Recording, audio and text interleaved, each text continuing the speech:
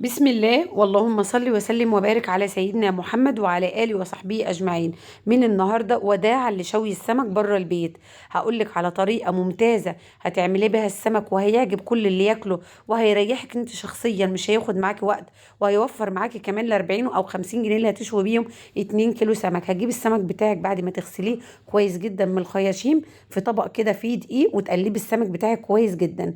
ودي التشريبة اللي هنعملها للسمك بتاعنا، عبارة عن ليمون، خضرة، فلفل رومي، على فلفل حامي، توم وكمون وكزبرة وملح وشوية شطة وشوية مية تضربي فيهم على قد بالظبط التشريبة، حوالي كوبايتين ونص مية للاتنين كيلو.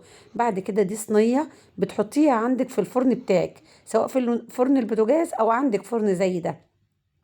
تسخنيها حلو وتحطي فيها فرشة زيت كده تدهنيها فيها وهي بتتسخن، وتقومي حاطة البوري بتاعك. طبعا احنا السواحل او وجه بحري عامة بيحبوا السمك البوري بالذات بيبقى مقفول. عايزة تفتحيه براحتك، تقدري تفتحيه وتحشي فيه كده طماطم ببصل بجزر مبشور، وتتبليهم كده وتعصري عليهم ليمونة وتحشي البطن بتاعته.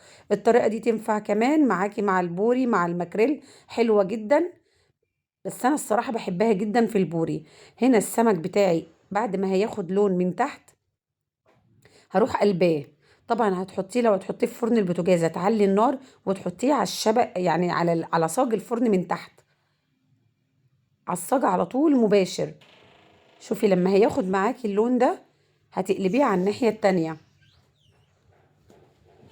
تخليه ياخد كمان نفس اللون. هنا طبعا في الفرن الغاز ده مش بياخد معايا وقت لان الفرن ناره عاليه جدا. اخد هنا لونين، هنشرب السمك بالتمليحه او التشريبه اللي احنا عاملينها له، عشان طبعا نملحه زي ما قلت لك على المكونات بتاعت اساسي فيها ملح، ليمون، كمون، توم، خضره. لو عايزه تشيلي اي حاجه من اللي انا قلتها ده براحتك، بس دي اساسيات. كمون اساسي، توم معاكي اساسي، ليمون اساسي. هتشربيه حلو كده. بعد ما تشربيه هندخله الفرن ينشف شويه من التشريبه بتاعتك دي، ويكمل سواه فيها. هنرجعه الفرن كمان يعني حوالي 5 دقايق.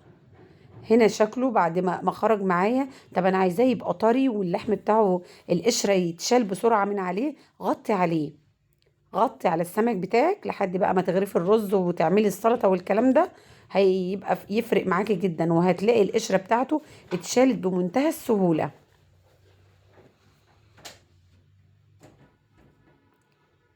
الطريقة دي حلوة قوي، وخاصة يعني في عايزة تاكلي السمك في وقت معين، عايزة تاكليه المغرب، عايزة تعمليه في أي وقت، مش هياخد معاكي أي وقت.